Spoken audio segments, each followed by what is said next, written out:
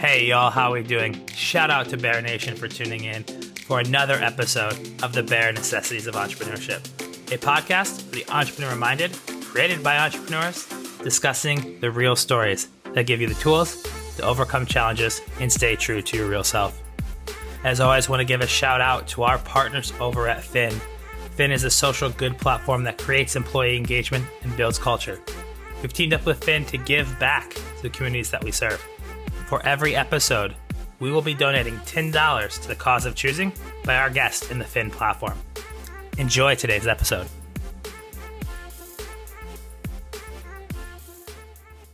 Bear Nation, what is up? We are back again for this week's edition of the Bare Necessities of Entrepreneurship podcast.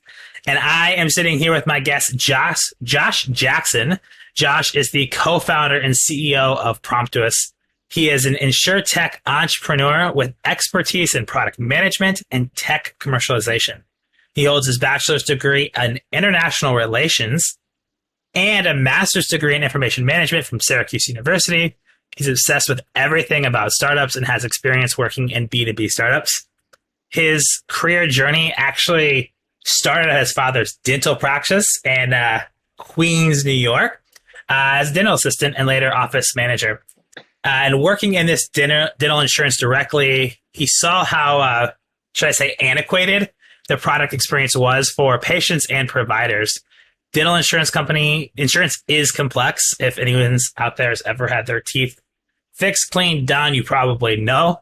And it's hard to understand the benefits. No one really knows anything, and insurance companies are incentivized to deny your claims. Frustrated, Josh, would you still be millennial? You're still in the millennial, right? You're on the millennial Gen Z border, right? I'm not mistaken. Call me millennial. That's fine. That goes. I know it's on the edge, but he's a millennial entrepreneur who saw an opportunity to change and build a modern dental benefits experience that embodies transparency, communication, and instant payments. So he knows that dental insurance sucks, and so he co-founded Promptuous to change that and make using dental benefits as frictionless and simple as getting a cup of coffee at Starbucks, which sometimes that's more complicated than you may think at Starbucks when you get a double shot mocha with oat milk, almond, extra latte, froth, whatever. Anyways, I'm just making that up. But Josh, thanks for being a part of Bear Nation. Thanks for joining us. Say hi to Bear Nation for me. Hey, Bear Nation. Rob, thank you so much for having me on. Really excited to talk and share more of what we're doing about Promptuous and my own journey here. Yeah. Well, and you know, I think the only fair way to start is for those out there listening, with many episodes, I bring in people that at some point in my life have entered in some ways, different shapes and forms. So Josh, why don't you share a little bit of context of how you and I got to know each other first and our journey leading up to, I mean, we talked pre-show and Josh gave me some amazing updates. We haven't probably talked for almost a year now, but why don't you share a little context about how you and I met for the first time? Yeah. So Rob and I go way back to the Startup Boost program, which is a fantastic pre-accelerator program that focuses on helping global startups scale their businesses, tech-focused, and really equipping them to get into accelerator programs. So it was a very ripe time for my business to join that program. And Rob and his team have just been absolute fantastic mentors, both inside the program and out in our startup journey. He's just someone who is there when you need him, the good times, the bad times. And frankly, as a startup founder, you need those people around you to really make sure you're heading in the right direction and grow. So we then went on to a second program, which was hosted by Hapday, which is B2B sales. And that program really helped us think about our sales strategy and execution and helped us get to where we are today. So that's a little bit of the context there.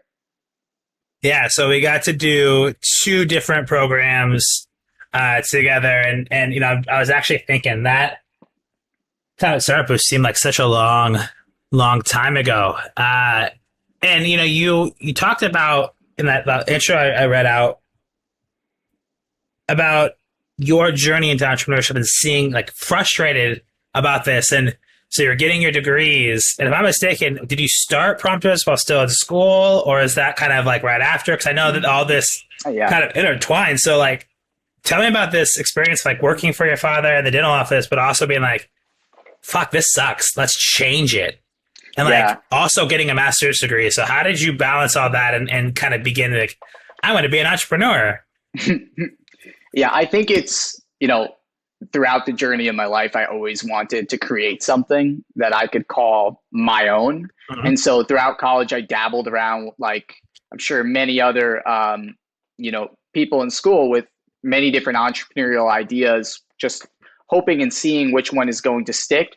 There Yeah. were a few month efforts that, sometimes, well, they ended until I really came across Promptus as the thing I decided I wanted to do. But it was more about, a personal choice, right? That one day I took and I said to myself, like, okay, sometimes you're on this fork in life, right? You're on this road where you got to say to yourself, am I going to kind of do it, or am I going to do it, right? Yeah. And I woke up one day and I just said, I know this is probably going to be a few-year journey if it really goes in the right direction. Mm-hmm. I'm going to do this. But I would say that's more of the context for my own individual aspirations. Where dental really came to play in my life was, yes, working at my father's office. I mean, the whole ironic thing about what I'm doing is, when I was growing up, I said I'd never see myself having a career in insurance. I hate insurance. I hate everything to do with insurance, like most people do. And I didn't even want to understand it at some points. But, the more I learned about the system and how it works and how complicated it is, the more driven I was to find a better solution Mm-hmm. for dental. So, when you think about that, when you think about that and weaving into everything that you do, building something was important to you. And when you look at getting a business degree and a master's degree, were those for entrepreneurship? Were those because you wanted to do business? Were those because you weren't sure what you wanted to do? Mm-hmm. Like, what was like the impetus of like, I'm going to go get a master's degree and do this schooling, but also like launch a business? Yeah, absolutely. So my undergraduate program, I was always interested in international relations and affairs. I wasn't sure at the time of what I really wanted to do as a career in life. I knew that my end goal was, what would ultimately make me happy was doing my own business at the end of the day and launching it, maybe starting at a few companies. And I really had that approach even into my master's program. But I did have a more specific interest in technology, and I wanted to understand how to build tech platforms, how to build enterprise systems. And that's why I did my master's program in information management, because I knew that I wanted to start a tech business. And I knew that having a foundation and surrounding myself with like-minded people who wanted to do similar things was really going to take me far. So I leaped in the program and I took some fantastic courses that really set a great foundation for everything I needed to know about at least getting started and getting my hands dirty. Love that. And so when did the actual let's do Promptuous start? What was that moment? Because I know you did a short program in Syracuse and you and your co-founders all went to school together. So when was that moment? Yeah. It's a great question. The moment itself took place in the blockchain management course, right? That was a course that I was enrolled in at Syracuse University. It was a very hot time for blockchain, right? Like now, what we're going through. And there was a real opportunity because no one was doing anything. Forget blockchain. Nobody was doing anything for dental. Nobody was doing anything for dental benefits.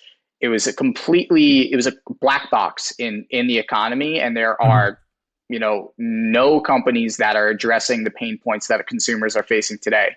So it was through those presentations that I made that with my team, we were really so excited about the concept and the opportunity to really create a better solution. And I think it was just when everything led up to the final presentation at Fordham University at the Blockchain Disruptor Conference, where I was presenting to a crowd of around 400 or 500 people, and there, Phil, my co-founder, there he was in the audience, and that he was helping me kind of prepare for it because it was the first big presentation I made, and I think it just accumulated everything to that moment where we kind of said to ourselves, like, this is a real opportunity. We're going to do this. We're going to actually step out. Before that, about a few weeks before that, I committed to it personally, but that's really when the whole team got together and said, we're going to take this thing forward. And we did. Mm-hmm. So, I mean, I love that happened on stage at a conference, speaking. And then like, as you come out of that, it's like, shit, that's pretty cool. Let's do this. So how did you go about formulating this co-founding team? Like, what was that? Yeah. I mean, I talk a lot of founders, it's like they started by themselves or whatever, but like you started with two other buddies of yours. Like, how did this relationship and how did this partnership start? And what was it like at the very beginning? How do you define clearly these things? Like, what was that process? It was pretty unconventional, I would say. There's a famous Elon Musk saying that, in order to start a successful business, you need to surround yourself with really great, amazing people. Yeah. And that was the mindset that I was going into this with, and saying, in order to create a great company, we need to get great people on the team. And so I tapped into my network into the master's program, the iSchool, and I just, it sounds kind of crazy, but I just started dialing and I started telling them about what we're doing and, just sharing that this boat is leaving and we're taking off and we're trying to build a team around it. Mm-hmm. And that's really how I got, a lot of my close colleagues and friends at the iSchool to get their hands dirty with helping us out. And many of them are still with us today and as early employees, really building this thing. And I think that people really saw the vision and people saw that, really recognized the opportunity of what we could create here. So I was dialing, people just joined in. It was really informal actually to start, which is not recommended, right? Like I don't recommend people take that approach, but it landed something good. And then we kind of made things more concrete as we went and really solidified things. Mm-hmm. Were there any challenges early with personalities, figuring out duties, who owned what, who made decisions, what that process was like? Yeah, I would say that, it was kind of like a pirate ship a little bit of, decision making and no real clear leadership from the beginning. It was more like we were all kind of taking lead over different things. Ownership, I would say that we pretty much solidified that early in the beginning. We were advised by a few mentors and advisors early on to really get that taken care of before things kind of got a little bit more sticky later down. So, yeah.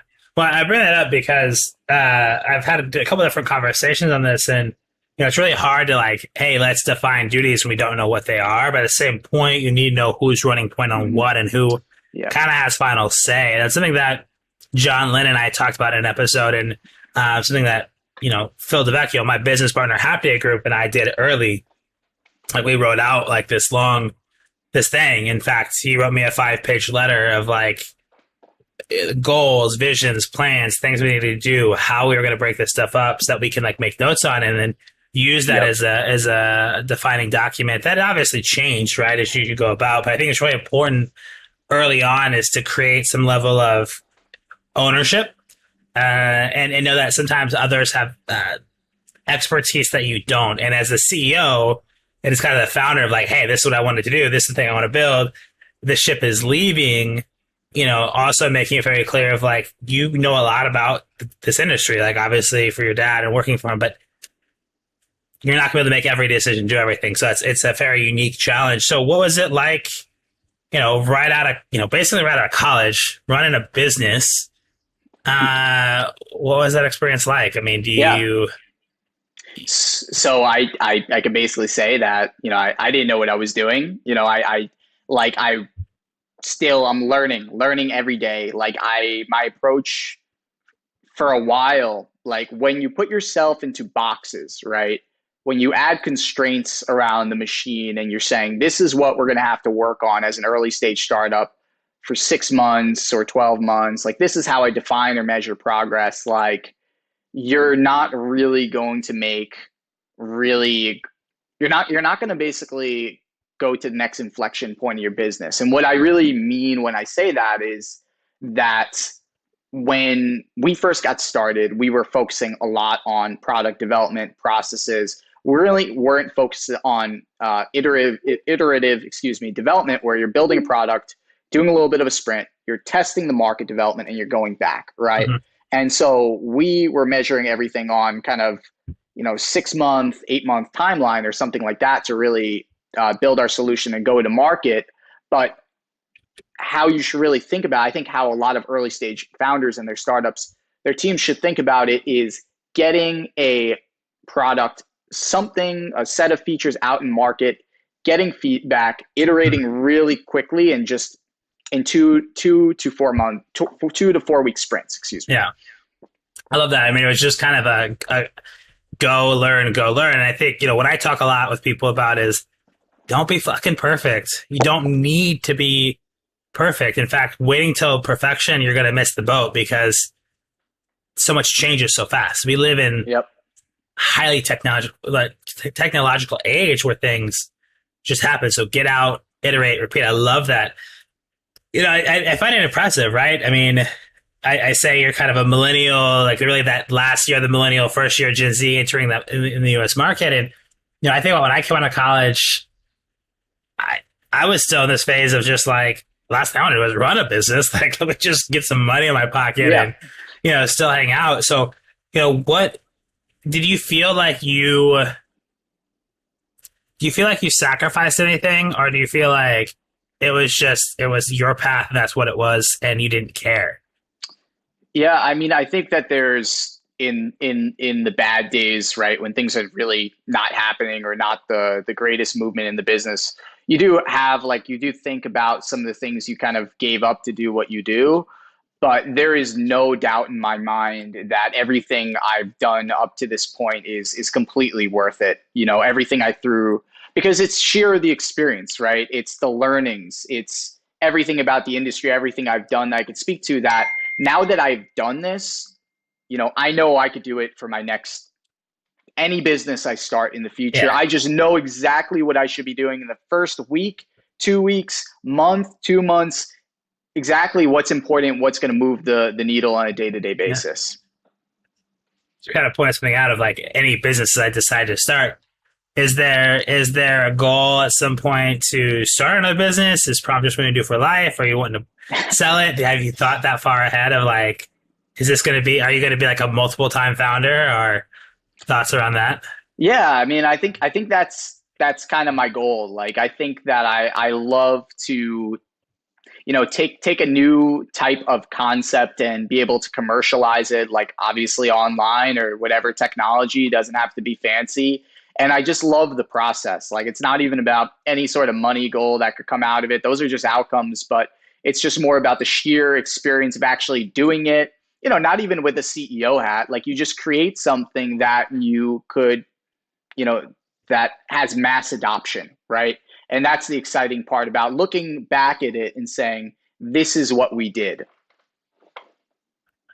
So I kind of love that, because I think the important piece is that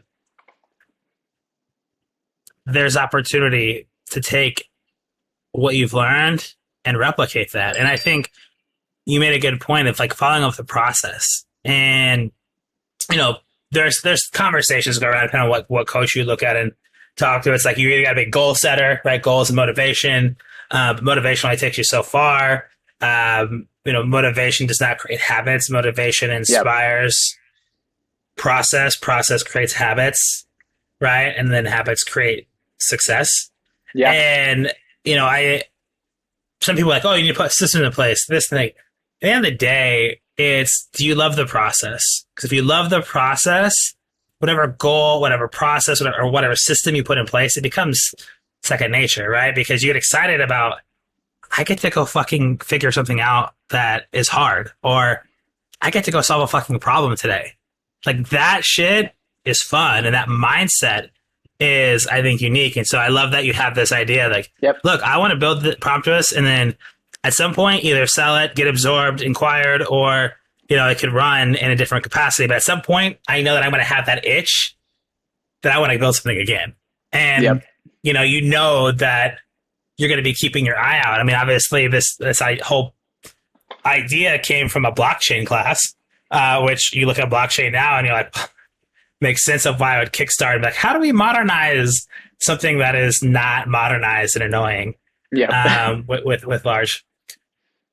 So I think this journey has been really intriguing. And so from the business perspective, you did start a Boost, which is where we met. You ran and did the half day sales bootcamp and really took that to driving growth. So in 2020 and late 2020 and early 2021, what has happened as you see is like some of the big successes, and where's that led you? We were talking pre-show, you got an accelerator program coming up. So why don't you walk me through what that led you into, and then we could talk a little bit about the Yeah. business itself. Yep. So I would say summer of 2020, right? We were just finishing up a pilot program with a pretty large regional broker, but a big issue or a big topic, right, was how is Promptus going to drive growth on a day-to-day basis with what we have now, right? Two guys, two founders, a very strong technical team, but how are two guys going to do this? And I would say that a lot of our mentors were posing those questions, and they were asking about what is that process like? So we had to really build it for ourselves. So we were working with a few agencies, and so we had to say to ourselves, we had to test out the sales model out ourselves. And what does that look like? Okay, we're going to test things on LinkedIn campaigns, email campaigns, and then we weren't really having a lot of success. Our business model of how we create our customers is through, and it's actually standard in our industry, is through insurance agency channel partnerships. So we work with a lot of resellers to sell our products, right? That's the overall strategy of how we scale. So we had to figure out, okay, how do we get to these decision makers at these agencies? How do we reach them? And so we tried a lot of things that didn't work and didn't have a lot of success. And then one day we were on a call with one of our mentors. He's a VP of sales at a Series A stage AR company, right? That I think they do something like maybe a few $100,000 in MRR, scaling, unbelievable growth metrics.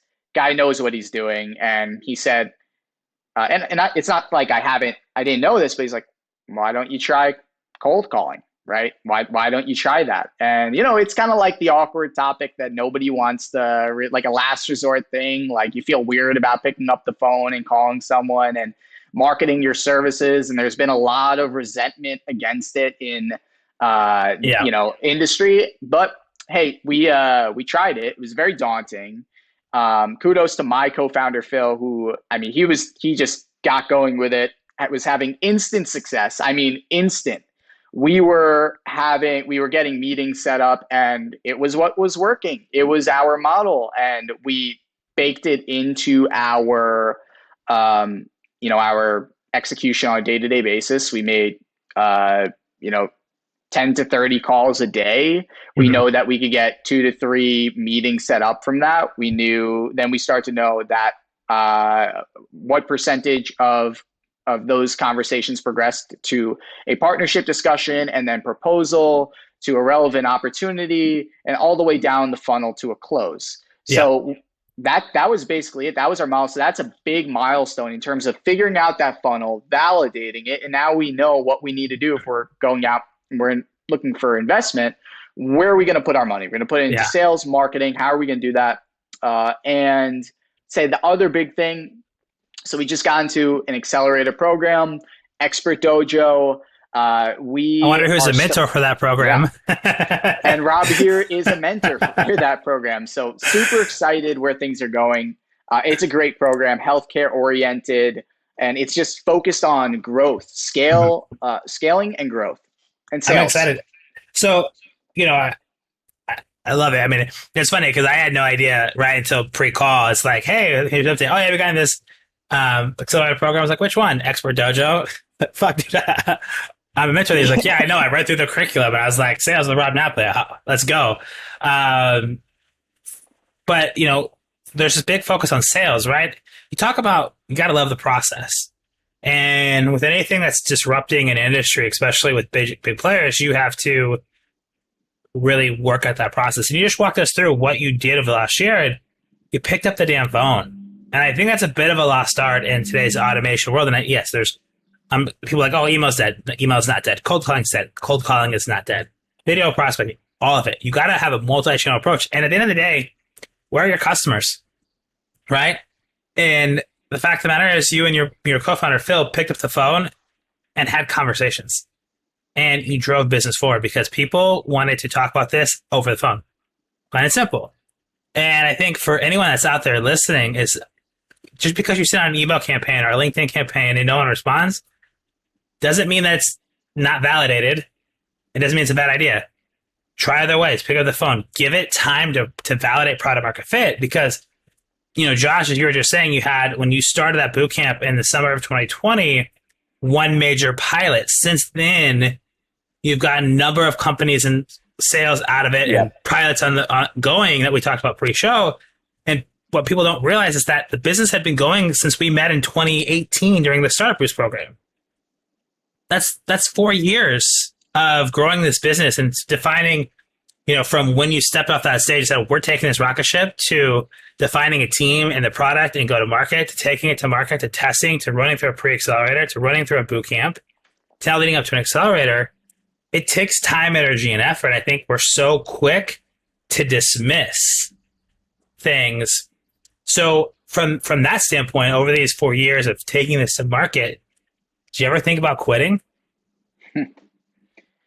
There have been times, right, where it's been really bad, where you don't see a path forward, right? It's hard to see a path with funding honestly at the early stages, right? Because you don't have customers. And I think what has driven me forward is my willpower to say no and not listen to that voice in my inner head and to keep going, right? Mm-hmm. To take it another day forward. And frankly, I've had advisors that have drilled this into my head very early on, but sales is the best investment that you're ever going to get, right? That's the best thing. It's either sell or die. And I don't think that a lot of, founders really appreciate that and put it into practice, because you never know when you're going to get your next investment dollar. But, that there's sales out there and people willing to give you money for your products and services. So chase that. So what you just said makes my heart sing, because so many times, and I know you can't get funding. You can't get funding without sales. You can't drive sales without money. And it's this whole big, catch-22 that founders grow into. But, put money into sales. Sell as a founder. Because if you can sell it as a founder, you can teach others how to do it. And a lot of times we have founders that aren't sellers. They want to be technical. And they're like, oh, the product will sell itself. What do you mean the product's going to sell itself? Oh, the total addressable market. I don't give a fuck about the total addressable market. I know it's big. The only time they care they were checking off is that it's not too niche. Oh, it's $1 billion market? Cool. Most markets are. Some investors want to invest in smaller niche addressable markets, maybe 500 million for whatever reason, because the ROI. Cool. So it's $1 billion market. Cool. No one else cares. Oh, we're going to get 2% of that win in 3 to 5 years. You're fucking not. The first year you got to get brand awareness. The second year, all these things. And I just laugh because it's like, oh, we're going to have profitability in 2 years or 3 years because we have a $1 billion market. We're going to get 2% in 2 years. Why? Your product's just that good? Oh, no, we're cheaper and faster. Who cares? Because once you start selling, you're no longer going to be cheaper. Like, what is that difference? And, there's a post other people talk about it. I saw, I think it was Greg Larkin posted it this morning or yesterday, don't pitch ideas, pitch outcomes. Exactly. And so that mentality of sales first is that when you're talking to an investor, an advisor, or a founder or whatever, and you're pitching outcomes, maybe you don't have traction. Maybe you don't have sales. Do you have traction? Yes. Hey, we have no sales. Okay. That's bad. No, we have 60 calls in the last 3 months. We have 15 letters of intent of potentially going into pilots. We have 25 demos scheduled for next week alone. Yep. You don't think that's exciting? I mean, that's traction. And we're like, oh, shit, because that really leads into sales, right? Yeah, and it's that mentality of, hey, we're going to focus on sales. It's the best thing we could invest our time, energy, and dollars into because that's going to cure everything, especially in the B2B segment. Yep. And then I like that you said, I have the mindset to keep grinding, keep pushing forward, good and the bad. And that also, you talk a lot about really good advisors. One of the things that I tell everyone I work with is, look, you're sitting down with me because I have something of value for you. Remember, I am not in your shoes every day. You can tell me to go kick rocks for all I care. You don't have to listen to what I'm saying. I'm going to share from my perspective. It's your job to filter that and take what you think is good and what is not. And that it's really easy. It's like, oh, you're a young entrepreneur. You should just take all this advisor's ideas and take it and run with it. It's like, no, you also have to have that mentality to tell people no and say, hey, look, thanks for the feedback. Thanks for that piece of information. I still think I'm right, and have that grit and determination. Exactly. Which you prove that by you and your co-founder 30 calls a day, picking up the phone and driving. And that's the way you get the best feedback. Look, the best feedback, what are those questions that customers are asking that you're going to put on your website, that you're going to address that's how you learn the fastest, is talking with customers directly at the market, hearing what they're saying. And, that's what prevents you from building a product for 3 years, let's just say, and then finally going to market and then hearing that it's not addressing whatever pain points and not relevant. So, yeah, I love that. I love that attitude. And that's what we need more of, because that's that mindset piece. Because you're right. I mean, everyone's like, oh, what if they have an objection? Cool. If they have an objection, that means you're hitting on something that you need to be digging into. You need to understand why they're having that objection. Understand what that pain's around.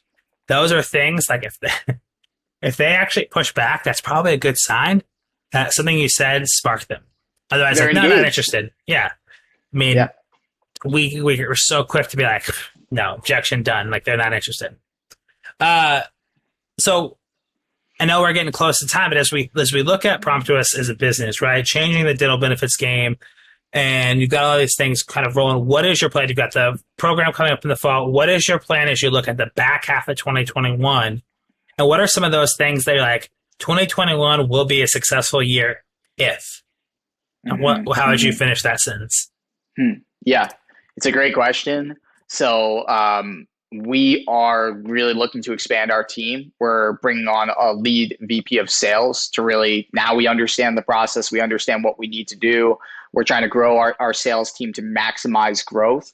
So what we're really looking at is our KPIs really met. It is the sheer members that we can get on the platform. So that is a straight up outcome. Can we get that based on our day-to-day efforts? We believe we can. We have around 32 agencies that we are partnered with today in around 8 different states. We need to get to 70. We know that if we get to 70, just again, based off the sheer number of calls we're making and agencies we're getting introduced to, we're going to hit our revenue milestones. But we're also launching some pretty interesting products to, just, again, it's about we talk about figuring things out in the beginning and that product market fit. But I think a lot of startups are always just kind of figuring out who they really are, right? So we're experimenting with a lot of cool products where sometimes you go to market, talk with a set of customers like we're talking to now, and you're realizing, okay, maybe this product that we're offering is not the best fit for who they are and where they want to be and their goals. So we're actually, we've heard some similar feedback in the market, and we're launching another alternative, a lot slim version of our current offering. We're launching that product in the market, which, just to quickly say really what that is at the end of the day, we're offering a prepaid dental benefit program that Mhm. any small business can offer. How does it work? You could load you could give a designated benefit of 100, 200, whatever you want to give to your employees. We provide a debit card. It's right here.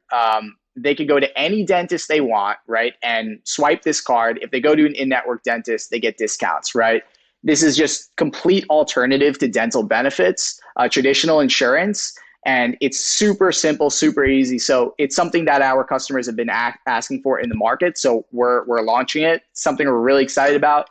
The other thing I will just say is another product that we're looking to launch for individuals, and that's just a dental discount program. So we have huge network of dentists that have offer to accept negotiated rates. We have a bunch of partners who are doing that. We turn around those discounts and allow everyday folks to buy into a membership program. So we're Yeah, super excited about that. that's super awesome. I remember when I first heard this, it was like all kind of like gibberish because it wasn't quite well defined. And like to hear you say it now and thinking about new products and innovation off it is just absolutely amazing because you really understand, coming back to it, talking to these customers, what they need, what they're going to buy into. 32 agencies across 8 states. Just we're sitting here in August. You're just under 50% of that 70 number. Looking at a strong fall. That's amazing. And I think it's really interesting that you said 8 states. Are you just targeting like the Northeast to start and then kind of rolling out across, or did you have, let's just go after everything, or do you have a plan of that rollout? Yeah, it's more revolved around compliance, right?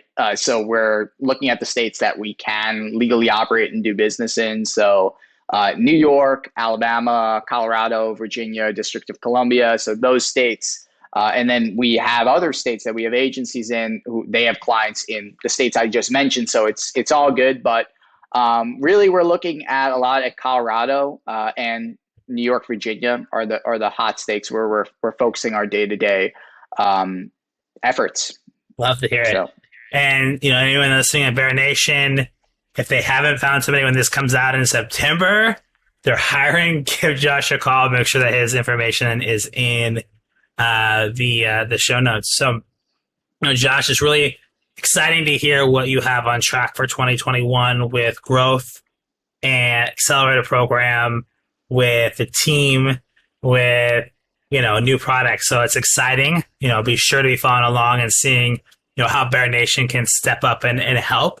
As we end the show, there's a few questions I always like to ask my entrepreneurs to answer for me. So without further ado, what do you think your superpower is? Yeah, I think my superpower is, at the end of the day, it may sound pretty simple, but perseverance, right? If you don't have perseverance, I don't think you have anything. As long as if you can land on your back, they say, you can look up to the sky, you can get up. So I think that if you have that, it doesn't matter. Life's going to have challenges. Life's going to throw a lot of crap in your face, and you need that. So I would say that before anything else. Love it. What is one piece of advice that you would give, a Gen Z or millennial entrepreneur right now? So I would say in the context of entrepreneurship and starting your own business, I would say the biggest thing is really, Stephen Blank said it best himself, but get out of the classroom or get out of the room, talk to as many customers as possible. That don't think about the investment outcomes or raising a lot of money or something like that. Just try and launch a successful, viable business that people are willing to, pay for your products and services. And from there, you understand your unit economics. You can really take a concept far turn it into a business and scale it and add some, if you're passionate about technology, it's all about the people, processes, and ITs. So if you understand those processes, you could build a great, fantastic, sticky experience around that. And I believe that's possible with any business today. Love it. What is one book, resource, or show or piece of content that you would recommend to check out right now? What you've been vibing with? That's a pretty good thought. I would say there's a really great book that I read by Mark Roberge that I think it is the Sales Acceleration Formula, right? Mm-hmm. That is a fantastic book that really teaches you about scaling that sales and marketing team as an early stage company, and how building a sales team is and hiring salespeople is just it's a challenge. Obviously, getting that fit, getting the right fit, creating that culture, and also I think the other chapters were really significant in just mentioning. I talked a lot about outbound sales today, and that's all great. I think what's really fascinating is also that a lot about inbound, right? So like inbound marketing, how to create that system that really can attract a lot of warm leads and convert them to your business. So that's a fantastic book. Yeah. I'm going to give you a bonus book for you to check out since you just talked about it. We talk a lot about marketing and inbound, but before you can really get a lot of inbound marketing, you got to create hype and create your own hype. And so there's a book that I've been vibing with by Michael Shine called The Hype Handbook. I literally read this thing 3 times. And it's all about how do you really build your own hype and really drive it forward. So if you haven't checked that out, and for all my listeners, The Hype Handbook by Michael Shine is just a great book in terms of creating that awareness. I have a bonus question for you because I was going to ask this earlier, but you made some really great points. I didn't want to come back to this, but thinking about you started a business right out of school, right? It's like bachelor's, master's. You also studied abroad a little bit. If I'm not mistaken, it was China, right? Yeah, I studied abroad in Beijing. Beijing, right? So you got to spend some time in Beijing. You worked for your dad, obviously, who had his own practice. So you've seen entrepreneurship. Thinking about your school and education into what you stepped out into, is there anything that you felt like there was a disconnect from school to the real world? And is there anything that you'd go back and tell yourself, when you graduated that you wish you could look back and tell yourself today? Yeah, that is a fantastic question. I think that, a lot of courses in school are, and I've been in plenty of business and entrepreneurship classes, and they're great. You learn a lot, but there is building a business plan and things like that. Like, frankly, I'm just going to say it, and I think there's a lot of people who share this sentiment. Like, I don't believe in writing a 50-page business plan because everything you're going to do, you're going to learn so much.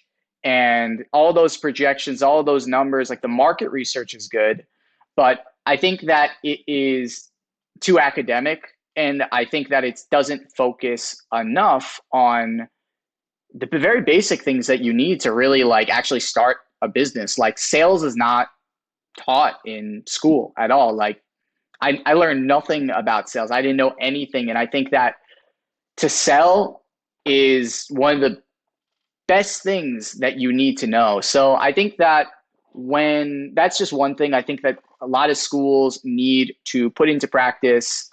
Like there was a great entrepreneurship course that I was in my master's program, and it really taught, it was revolved around actually build an MVP, go out, talk to customers, and then we're going to go back the next course. And what did the customers say? What are they saying about this product?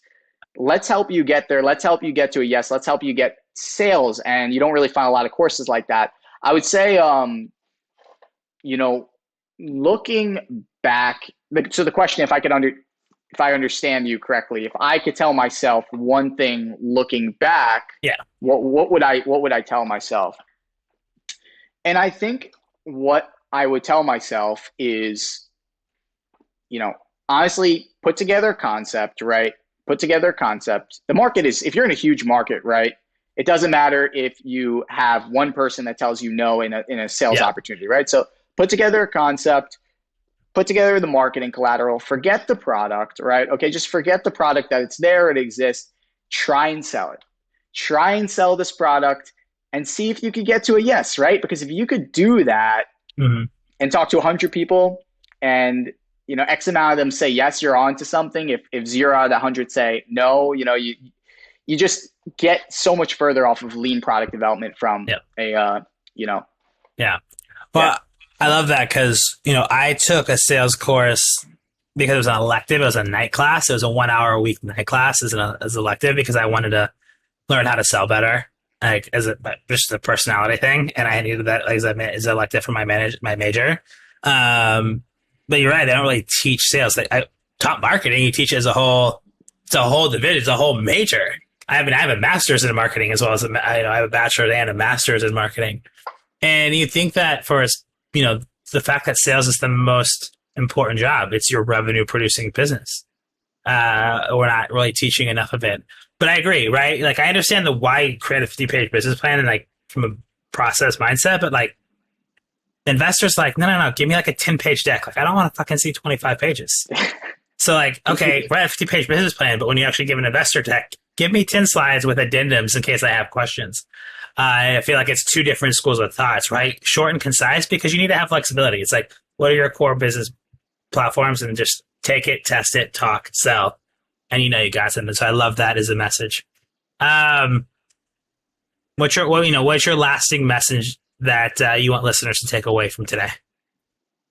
Yeah, so I would definitely just say, like, whatever you have in your head today and you're thinking about commercializing and taking it out, take the first step. Don't be afraid to do it. Try something.